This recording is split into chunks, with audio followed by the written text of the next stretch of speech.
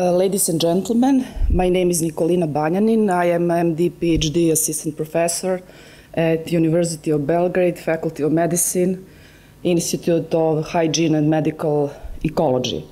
The title of my presentation is Magnesium and Hypertension in the Process Industry.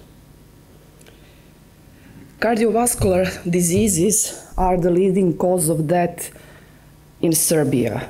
According to data, females were dying more often than males from cardiovascular diseases.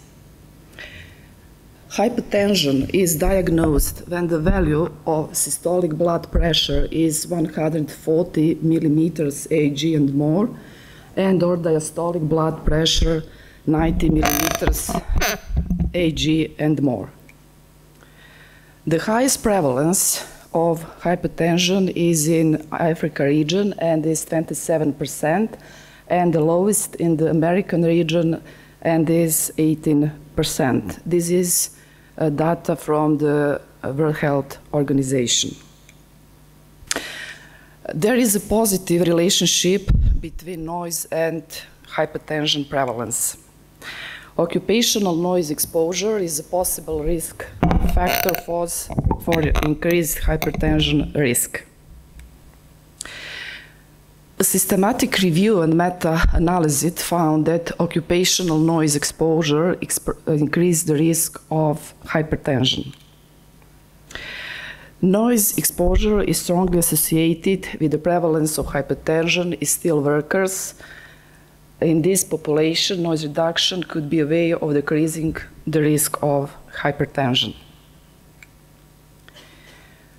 Also, in workers in an automobile manufacturing company, noise exposure may increase blood pressure.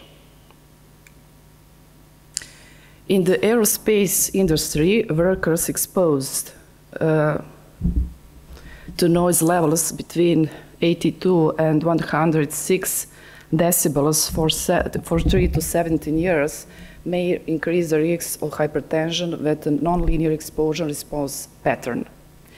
Workers wearing personal protection equipment could reduce noise exposure and avoid hypertension development.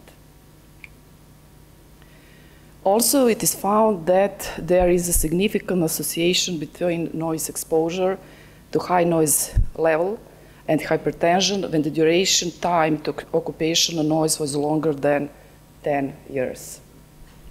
Hypertension is more prevalent in the noise-exposed group. This is higher than 85 decibels. Also, in workplaces where work is performed, in which daily noise exposure varies considerably from one to another day, the weekly noise exposure must not exceed 85 decibels. Hypertension prevalence is reduced by 1.4% by 5 decibel noise reduction. The main hemodynamic disorder in hypertension is increased peripheral resistance due to changes in vascular structure and function. Changes include thickening of the artery wall, increased vascular tone, and endothelial dysfunction due to changes in the biology of cellular and non-cellular components of the artery wall.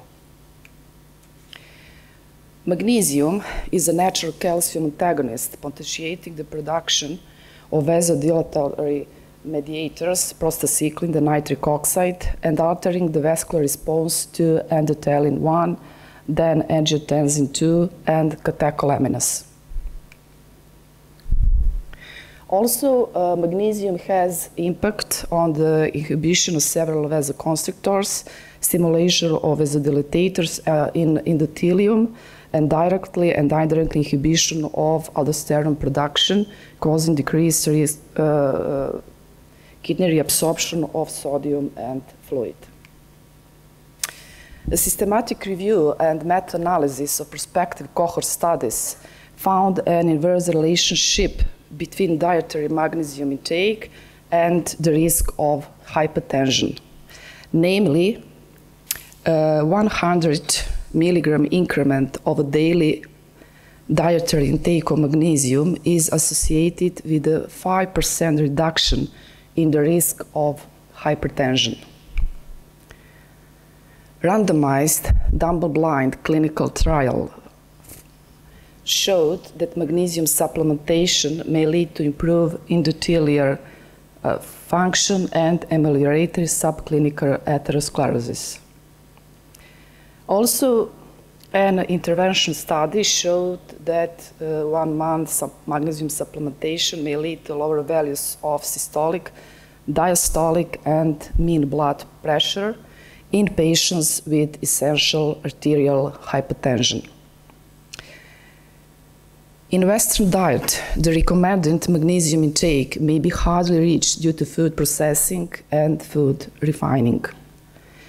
In Serbia, nutritive magnesium intake in patients with essential hypertension is significantly below the recommended values. In men aged 30 years or less, magnesium intake is 2.4 times less than recommended. And in women of the same age, it is 55.2% compared to recommended. In men aged 31 years and more, magnesium intake is 47.1% compared to recommended, and in women of the same age, it is 56.2% compared to recommended.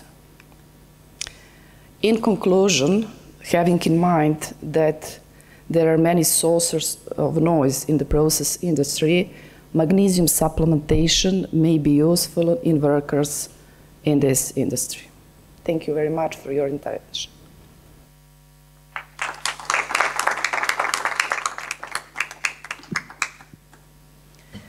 Thank you very much for your presentation. Are there any questions for a colleague?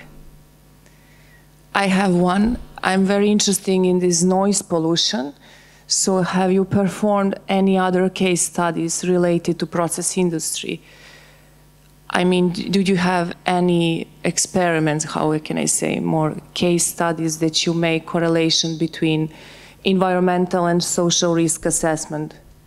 Actually, what I done is investigation between magnesium supplementation and also magnesium intake from food and water in Serbia in a population of patients with arterial hypertension. It was actually a topic of my doctoral dissertation, which I defended. And I found a mechanism in which magnesium supplementation, it was actually a clinical trial, which is registered in the base of World Health Organization. It is primary base of World Health Organization.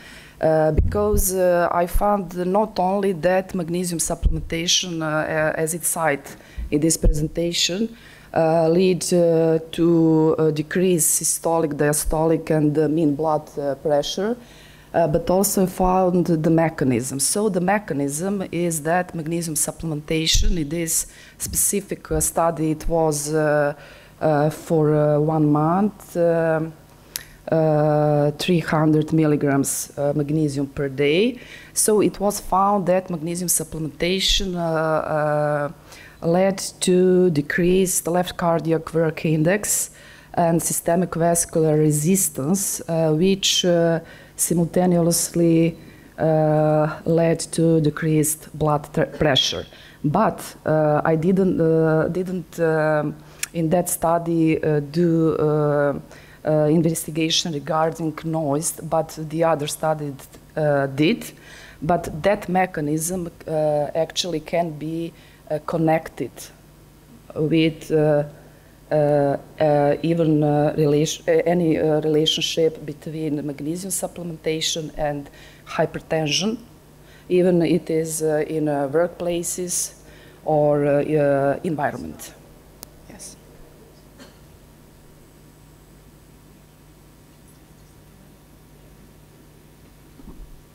Hvala vam.